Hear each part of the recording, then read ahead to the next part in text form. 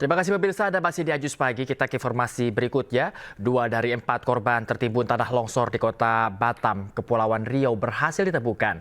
Kedua korban ditemukan dalam kondisi meninggal dunia di bawah tanah longsor sedalam 10 meter.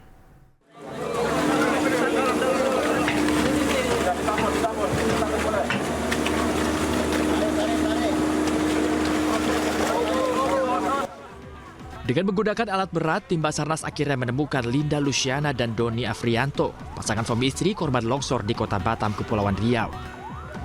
Korban ditemukan tertimbun tanah longsor sedalam lebih 10 meter. Banyaknya material longsor dan curah hujan tinggi membuat petugas kesulitan. Dari mana, Pak? Bulinda ya? Bulinda ya? Penemuan jasad keduanya membuat keluarga histeris. Jenazah korban dibawa ke rumah sakit untuk diotopsi. Longsor terjadi akibat tingginya curah hujan yang membuat bukit yang berada persis di belakang rumah korban longsor. Saat kejadian, para korban dalam kondisi tidur sehingga tidak sempat menyelamatkan diri dan harta benda. Korban pertama berjenis kelamin wanita dapat kami temukan dengan sistem pencarian secara manual.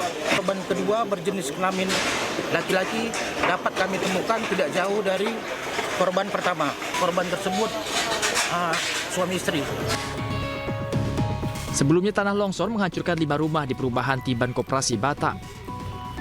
Akibatnya 17 orang menjadi korban dan 4 diantaranya meninggal dunia tertimbun tanah longsor.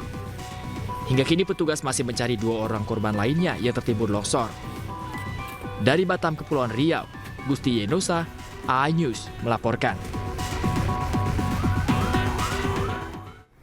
Pemirsa, tim Reskrim Polresta Sidoarjo gagalkan penyelundupan pengiriman pekerja imigran Indonesia ilegal ke Singapura. Selain itu, petugas juga turut amankan 6 orang tersangka dan 22 orang wanita asal Madura dan Nusa Tenggara Barat.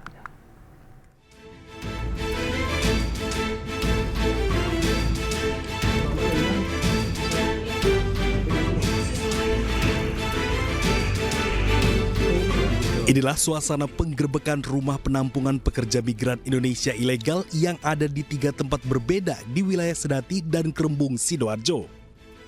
Dalam penggerbekan, petugas tim Reskrim Polresta Sidoarjo berhasil menemukan puluhan wanita yang diduga akan dikirim ke Singapura sebagai pekerja migran.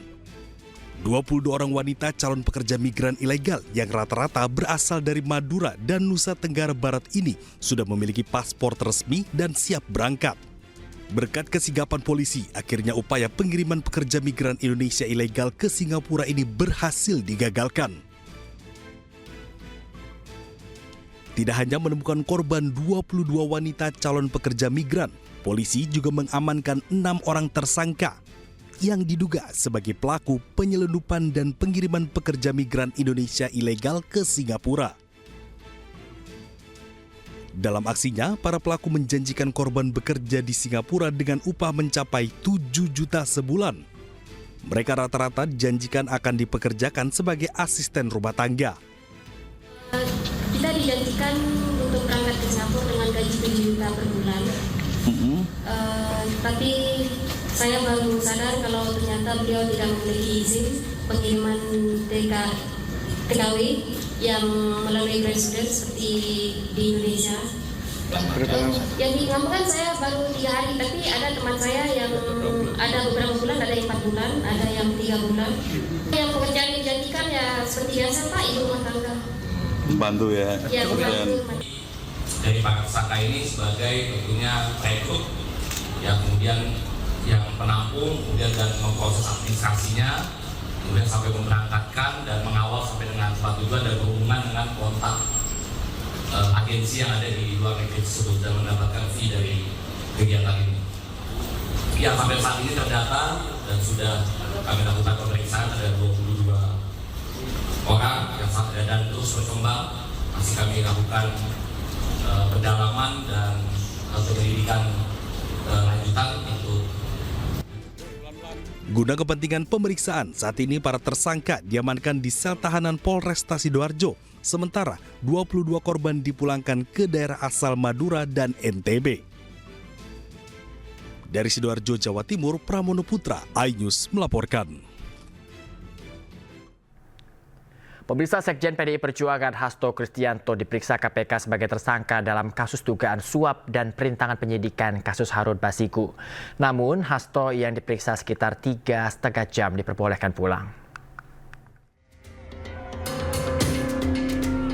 Sekjen PDI Perjuangan Hasto Kristianto memenuhi panggilan KPK untuk diperiksa sebagai tersangka dalam kasus dugaan suap Harun Masiku dan perintangan penyidikan. Hasto diperiksa sekitar 3,5 jam oleh penyidik.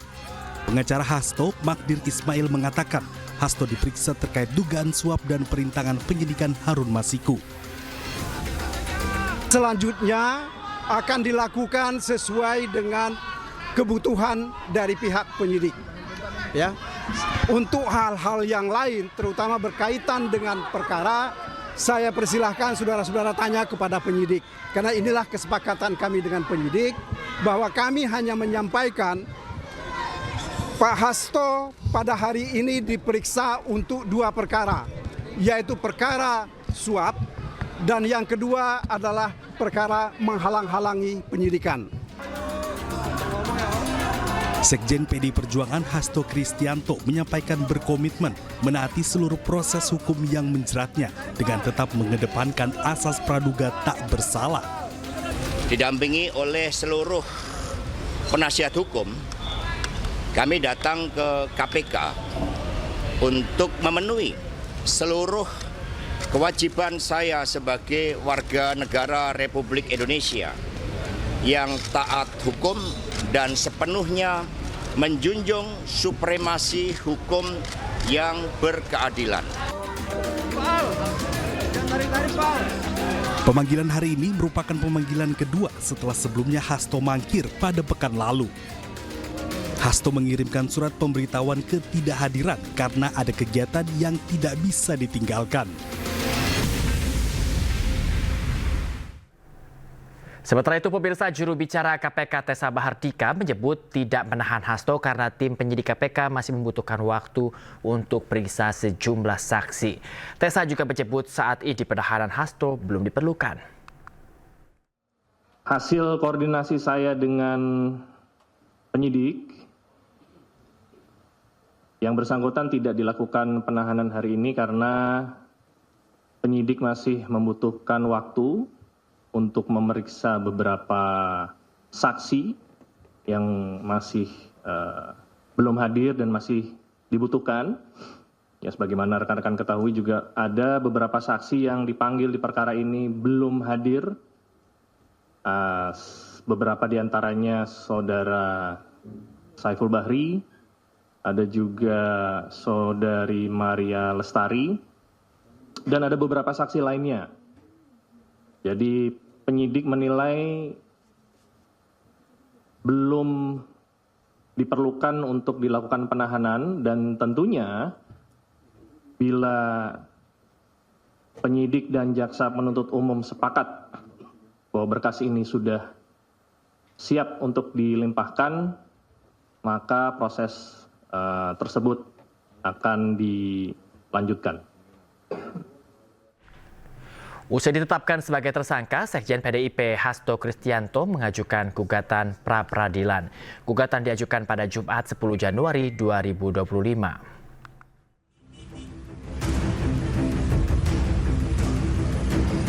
Usai ditetapkan sebagai tersangka, Sekjen PDI Perjuangan Hasto Kristianto mengajukan gugatan pra-peradilan. Gugatan pra-peradilan Hasto Kristianto diajukan ke Pengadilan Negeri Jakarta Selatan pada Jumat 10 Januari 2025. Langkah hukum kita belum bicara ke situ. Tentunya tadi kita sudah sampaikan di awal bahwa kita mengajukan pra-peradilan. Kita minta agar diberikan waktu agar kita bisa uji sah tidaknya status tersangka dari Mas Hasto Kristianto. Gugatan ini dibenarkan oleh Humas Pengadilan Negeri Jakarta Selatan Juyamto. Nantinya Juyamto akan memimpin langsung sidang ini sebagai hakim tunggal. Sementara sidang perdana akan digelar pada Selasa 21 Januari 2025. Ya, memang benar bahwa pada hari ini Jumat tanggal 10 Januari 2025 Pengadilan Negeri Jakarta Selatan telah menerima permohonan pra-peradilan dari pemohon Hasto Kristianto dan diregister dengan nomor perkara 5 Pitpra 2025 PN Jakarta Selatan. Oleh Ketua Pengadilan telah ditunjuk Hakim Tunggal, yaitu saya sendiri Juyamto SIMH, dan tentu telah menetapkan hari sidang yang pertama yaitu tanggal 21 Januari, hari Selasa. Sebelumnya KPK menetapkan Sekjen PDI Perjuangan Hasto Kristianto sebagai tersangka dalam kasus dugaan korupsi berupa suap pergantian antar waktu anggota DPR RI periode 2019-2024. Kasus korupsi tersebut juga menyeret Harun Masiku sebagai tersangka. Namun sampai sekarang Harun Masiku masih buron. Dari Jakarta, Helmi Sajangbati, iNews melaporkan.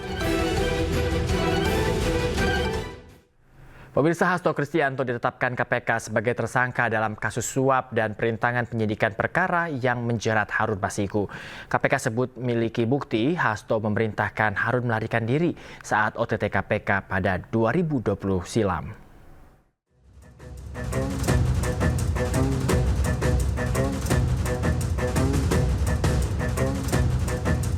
KPK menetapkan Sekjen PDI Perjuangan Hasto Kristianto sebagai tersangka dalam kasus suap bersama Harun Masiku.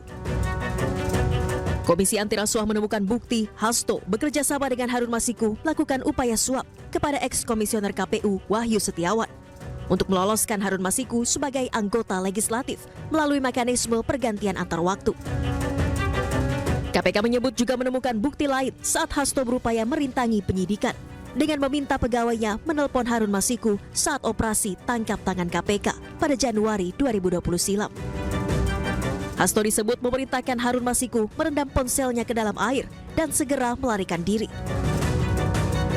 Pada tanggal 8 Januari 2020 pada saat proses tangkap tangan oleh KPK, Saudara HK memerintahkan salah satu pegawainya di Jalan Sultan Syahrir yang biasa digunakan sebagai kantor untuk menelpon kepada HM dan memerintahkan supaya merendam HP dalam air dan segera melarikan diri. Bahwa pada tanggal 6 Juni 2024, sebelum Saudara HK diperiksa sebagai saksi oleh KPK, Saudara HK memerintahkan kepada salah satu pegawainya untuk menenggelamkan HP yang dalam penguasaan pegawai tersebut agar tidak ditemukan oleh KPK. Kasus suap Harun Masiku menjadi salah satu episode panjang dalam sejarah hukum Indonesia. Pada Desember 2024, Harun Masiku genap 5 tahun sebagai buronan. Kasus suap Harun Masiku berawal saat upaya menggantikan Nazarudin Kemas, anggota DPR RI terpilih yang meninggal sebelum dilantik. Pada 2 Desember 2019, Harun Masiku diduga melakukan upaya suap kepada Komisioner KPU Wahyu Setiawan untuk memuluskan langkahnya. Namun pada 8 Januari 2020, KPK melakukan operasi tangkap tangan dan menangkap Komisioner KPU Wahyu Setiawan. Sementara Harun Masiku kabur dan menjadi buronan internasional. 10 Juni 2024, KPK memeriksa Sekjen PDI Perjuangan Hasto Kristianto sebagai saksi dalam kasus suap Harun Masiku. Hasto kemudian ditetapkan sebagai tersangka pada Selasa 24 Desember 2024. Tim Liputan iNews melaporkan.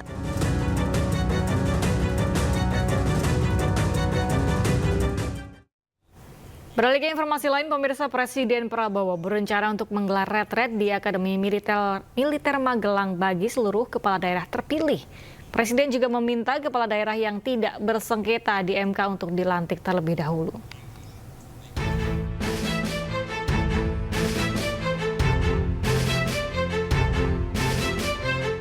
Retret para Menteri Kabinet Merah Putih yang digelar pada Oktober lalu nyatanya menjadi salah satu cara Presiden Prabowo membentuk keakraban. Presiden Prabowo pun berencana kembali menggelar retret untuk seluruh kepala daerah terpilih hasil Pilkada 2024. Retret akan digelar di Akademi Militer Magelang. Retret kali ini akan menjadi momen penting untuk sinkronisasi antara pemerintah pusat dan pemerintah daerah. juga keinginan Bapak Presiden ya bahwa seluruh kepala daerah juga akan dikumpulkan seperti dulu para menteri dan kepala badan wakil menteri dikumpulkan di Magelang. Supaya kita mempunyai persepsi yang sama terhadap masalah-masalah yang dihadapi oleh pemerintah. Nah, apalagi sekarang ini terkait dengan daerah, tentu harus ada sinkronisasi kebijakan pusat dengan daerah, terutama juga melaksanakan program-program pemerintah pusat supaya juga dilaksanakan oleh pemerintah daerah. Saat ini sejumlah daerah telah memilih pemimpinnya masing-masing. Di antaranya pasangan Pramono Rano yang terpilih menjadi gubernur dan wakil gubernur Jakarta. Sementara di Jawa Barat, Deddy Mulyadi dan Erwan Setiawan sebagai gubernur dan wakil gubernur Jawa Barat terpilih. Sementara itu sengketa pilkada di beberapa daerah masih berlangsung di MK. Namun Presiden Prabowo meminta supaya kepala daerah yang tidak bersengketa bisa dilantik terlebih dahulu. Tim Liputan, iNews melaporkan. Sejumlah calon kepala daerah peserta Pilkada serentak 2024 menjalani sidang pendahuluan pemeriksaan perselisihan pemilu di Mahkamah Konstitusi. Salah satunya hasil Pilkada Kutai Kartanegara yang ditenggarai cacat hukum terkait persyaratan pencalonan paslon. 2 periode untuk pihak terkait. Dilanjut untuk dalam sidang pasangan calon Bupati dan Wakil Bupati Kutai Kartanegara nomor urut 3, Dendi Suryadi Alif Turyadi melalui kuasa hukumnya meminta Mahkamah Konstitusi untuk memerintahkan KPU Kukar menggelar pemungutan suara ulang di sebuah TPS terkait Pilkada Kukar 2024. Paslon Dendi Suryadi Alif Turyadi juga meminta MK memerintahkan KPU untuk menganulir paslon Cabub Cawabub Kutai Kartanegara nomor urut 1, Edi Rendi karena telah menjabat selama 2 periode dan tidak diperbolehkan kembali maju sebagai calon kepala daerah. Sementara itu, pihak KPU Kukar menunjuk 5 kuasa hukum untuk menghadapi gugatan terkait persyaratan pencalonan paslon nomor urut 1, Edi Rendi. Menyikapi sengketa pilkada ini, pakar komunikasi politik Effendi Ghazali dan Ketua Maki Boyamin Saiman memprediksi bahwa Mahkamah Konstitusi akan menyatakan hasil Pilkada Kutai Kartanegara dibatalkan atau dinyatakan tidak sah. Tadi banyak lagi karena ini dari Kutai Kartanegara, kemudian ada juga tadi dari Maluku Barat Daya, kemudian Bengkulu Selatan, Tasikmalaya, dan maju ke MK untuk sesuatu yang sangat penting, yaitu apa? MK itu sudah 4 kali judicial review tentang apakah ini masa jabatan dihitung 1 kali atau dihitung 2 periode. Selalu MK itu konsisten mengatakan kalau sudah setengah atau lebih dari 2 tahun 6 bulan, jadi setengah saja atau lebih dari 2 tahun 6 bulan sudah dihitung sebagai 2 periode. Sehingga akhirnya itu tidak bisa lagi untuk maju gitu. Pemirsa, aktris Raline Shah ditetapkan sebagai staf khusus Menteri Komunikasi dan Digital bidang kemitraan global dan edukasi digital. Raline dilantik bersama pejabat lainnya di kantor Kemenkomdigi Jakarta.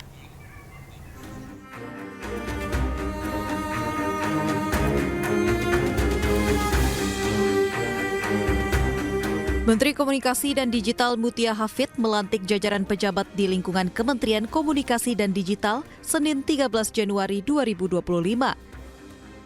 Salah satu nama yang menarik perhatian publik adalah dilantiknya aktris Raline Shah. Raline diangkat sebagai staf khusus Menkomdigi bidang kemitraan global dan edukasi digital. Rencananya, Raline akan menjadi penghubung kemitraan dan program Indonesia dengan pemerintahan luar negeri.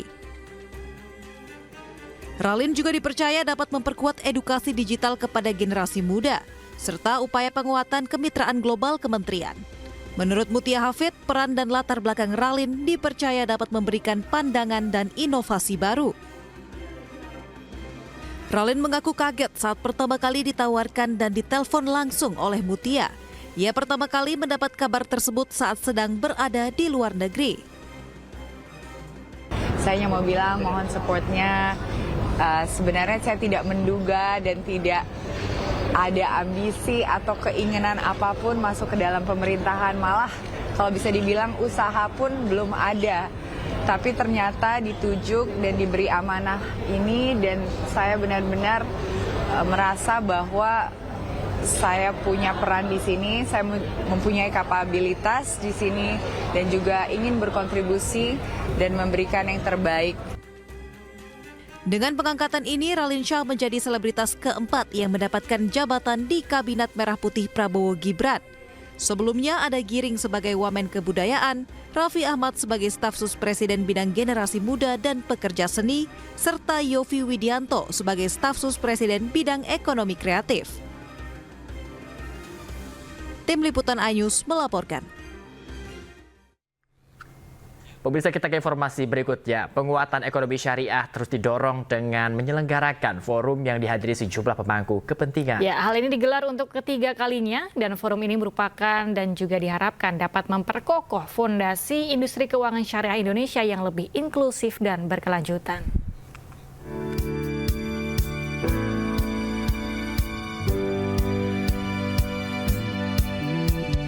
Untuk ketiga kalinya, Maybank Syariah Thought Leader Forum digelar untuk menghadirkan diskusi strategis di antara regulator, ulama, praktisi, pemimpin bisnis, dan pakar internasional guna mengeksplorasi tantangan serta solusi berkelanjutan dalam industri keuangan syariah. Tema From Niche to Mainstream, Driving Sustainability for Better Financial Future mengusung misi mendorong ekonomi syariah untuk berkembang dari sistem ekonomi yang tersegmentasi menuju sistem ekonomi utama, namun secara spesifik tema difokuskan ke isu terkini. Tentunya kalau kita bicara sekarang yang topik yang sangat hot di market gitu ya sekarang ESG ya, environment, social dan governance ya. Ini mempunyai banyak nilai-nilai yang sama dengan prinsip-prinsip syariah. Makanya sangat penting sekali untuk kita ya. Di mana prinsip-prinsip ini prinsip-prinsip mengenai keadilan, prinsip-prinsip mengenai keberlanjutan, bagaimana kita berbagi bersama, tidak mengeksploitasi dan juga menjaga lingkungan kita untuk generasi kita yang selanjutnya. Nah, ini adalah sesuatu yang sangat penting untuk kami di perbankan syariah. Dan ini mudah-mudahan bisa kita tambahkan kesadaran masyarakat dengan menjalankan event-event seperti ini. Integrasi keberlanjutan dengan keuangan syariah, Maybank Indonesia terus berupaya mendorong penguatan ekonomi syariah dengan mengintegrasikan prinsip keberlanjutan dalam layanan keuangan syariah. Pengusaha muda mulai banyak tertarik dengan syariah dan karena itu dari situ kita melihat potensi perkembangannya akan besar, akan baik. Dalam menghadirkan pemangku kepentingan dari berbagai kalangan hingga Wakil Presiden RI periode 2019 hingga 2024 Kiai Haji Ma'ruf Amin, diharapkan forum ini dapat memberikan kontribusi untuk memperkokoh fondasi industri keuangan syariah yang lebih inklusif dan berkelanjutan. Dari Jakarta, Rizky Iqbal, Dede Rudi, iNews melaporkan.